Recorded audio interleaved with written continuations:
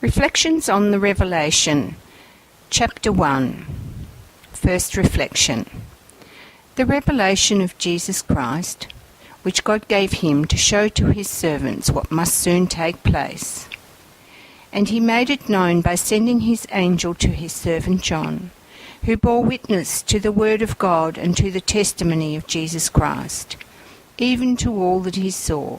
Blessed is he who reads aloud the words of the prophecy, and blessed are those who hear, and who keep what is written therein, for the time is near. We can read and contemplate the Bible in many ways. We should certainly take notice of the literal meaning of its stories. This becomes a most difficult task when we read the Revelation to John. The imagery is shocking, mystifying, and even bizarre, especially when we place it outside ourselves. It more closely resembles our dream life rather than our waking life. If we place this revelation within us and use it to chart the development of our consciousness, it will speak to us quite differently. If we accept the idea that our consciousness evolves, that we haven't always been able to think the way we do today, we then realise that we tread a path towards becoming increasingly conscious. What does it mean to be conscious? In essence, it means that we know ourselves more fully and more completely. We become aware of every part of our consciousness, thereby knowing why we think, feel and act the way we do. Becoming aware of ourselves in this way changes us. This insight increases our understanding of ourselves, and as a result we can be more forgiving of ourselves. As a consequence, we are less harsh in our judgment of others. To be conscious, therefore, means to see clearly and to understand what makes us tick and what makes the world tick. Inherent in this is tremendous freedom. We might ask why we can't see ourselves clearly already. Simply because we are not strong enough. We do not have sufficient control of our will to be able to know ourselves fully. Just think about how we react when we are criticised or our ideas are opposed. It is through the mastery of our will that we can face ourselves with understanding. This path of mastery is revealed in the revelation to John. If we compare St. John's Gospel with his revelation, we can see that in his Gospel, St. John carefully maps out the ways in which human beings connect up with the I Am. The I Am is that fourth member of our being, which is the essential tool for us to become fully conscious. St. John, in his Gospel, also shows how we, as human beings, receive the Christ impulse into our physical body as Jesus did. Then, through the crucifixion of the physical body, St. John shows how we can be reborn, resurrected, into a different level of awareness. St. John, through his revelation, shows us in detail what happens to our consciousness as we awaken and integrate this Christ impulse that has been slumbering deeply within us since the mystery of Golgotha.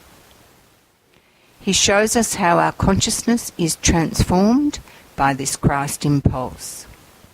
Step by step, through the chapters, he shows us how we move from living our lives as if we were just a physical body to learning how to use our total being, body, soul and spirit. If we think that we are just a physical body, then we see ourselves as a car without an engine or a driver. In fact, far too many people are like remote-controlled cars, and they don't even know where the remote is. The revelation of Jesus Christ to John, the Beloved, is the revealing of these two principles within the human being, the Jesus principle, which is the I am, and the Christ principle, which makes human beings gods. John specifically records this fact in his Gospel. The Jews answered him, "It is not for a good work that we stone you, but for blasphemy, because you, being a man, make yourself God." Jesus answered them, "Is it not written in your law, I said you are gods?" John chapter 10, verse 33 to 34. This revelation could only be given to John the Beloved, only in the presence of the immense love that passed between Jesus the Christed One and his beloved companion John could such a revelation be unravelled. When two people love each other deeply, respectfully, and without self-interest, this love cannot be contained within their beings. It flows out from them and changes not just the immediate environment, but also the cosmos. The universe in which dwell the angels and all manner of spiritual beings experience this love too. Only when we are able to express and receive this depth of love, this intensity of love, are we able to begin to grasp the revelation of Jesus Christ to John. The revelation begins in this way. The revelation of Jesus Christ, which God gave him to show his servants what must soon take place. And he made it known by sending his angel to his servant John, who bore witness to the word of God and to the testimony of Jesus Christ, even to all that he saw. Revelation 1, verse 1 and 2. It is always helpful to ask questions when we read Bible passages. If we accept that not a single word is used without purpose, then an immediate question arises here. If John was the beloved disciple, why didn't Jesus Christ speak directly to him? John records direct conversations between the resurrected Jesus Christ and his disciples at the end of his Gospel. Why, now, does Jesus Christ need an intermediary, an angel? If we say that this is because Jesus Christ had returned to his Father, then why did the information have to come from God, Theos? After all, isn't God part of the same Trinity with Christ? Furthermore, why the chain of command? From God to Jesus Christ to the angel to John and then to us. If we are gods, then why can't God speak directly to us? It is very important to examine each word and ask ourselves the question, why this word and not that word? The very first word in this book of the Bible is apocalypsis, which in the Greek is rendered a revelation, not the revelation. This suggests that it is one of other possible revelations, not the one and only. Could it be that God, presumably the Father, was waiting to see if Jesus could actually manage to assume the Christ spirit, the Christ impulse, and then actually pull off the resurrection? After all, it was touch and go there for a while. The sweating of blood in the Garden of Gethsemane tells us that Jesus almost didn't make it to the cross. He was given extra strength by an angel to get him through it, as Luke says. Quote, "Then an angel from heaven appeared to him and gave him strength." Luke 22, verse 43. This would support the idea that a revelation, an unveiling, only takes place when we successfully connect with our I am and awaken the Christ impulse within us. Then, like water spilling down a fountain, this revelation flows, touching deeply everything it comes into contact with. It sweeps through each being, from the fountainhead to Jesus Christ, to the angel, to John, and then to us, as if to say, "This is big. You all have a role to play.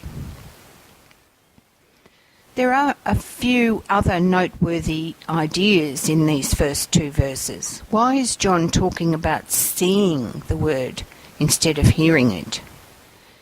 The clue to understanding this can be found in the word witness, marturia. This word is used twice in verse 2, once translated as witness, once translated as testimony. Marturia doesn't mean to witness something at a distance. It means to enter into a living experience, as if it were happening to us. It doesn't involve describing a past event. It involves continually re-experiencing it in the present, at will. So it is neither seen nor heard with our external ears and eyes, but it is a personal inner experience revealed to us through our inner sight and echoing within our being. Then we know, firsthand, about this revelation. Daily life reveals to us that any account from a witness about an event is always subject to interpretation. It is rare that a person is conscious enough to remember an event in all its detail. John is saying that his account is not sufficient either. Blessed is he who reads aloud the words of the prophecy, and blessed are those who hear and who keep what is written therein, for the time is near. That's verse 3. This revelation, this unveiling, can be called a prophecy, a speaking forth, because John is trying to guide us towards what we can know. He is giving us clues about how to know ourselves in more detail. Furthermore, he is saying that the time is near. It is pressing. We do live in crucial times. There is a sense of urgency to get on with it. But do we know what it is? We are swamped with philosophies and theories of psychology, all claiming to reveal to us who we really are. They may shine some light here and there, but they cannot give us an immediate experience of our I am or Christ. The reason for this is because we are each so individual. The only way we can come to self-knowledge is through our own striving, our own action. Hear and keep, says John. Is he saying that we must sit and read aloud this revelation recorded in the Bible? Or are we being encouraged to attune ourselves to our I am, which knows all things? For it is our real self that has experienced every single life we have lived on this earth, and every sojourn between lives. John is telling us that we must urgently find ways of reading and hearing our I am. We no longer need prophets, for the time is already here when we can connect with our essence, our I am. He is also saying that we are not alone in this task. Blessed, Makarios, indicates that the Christ impulse will awaken in us as a result of our work and assist us to use John's mysterious words of self-revelation.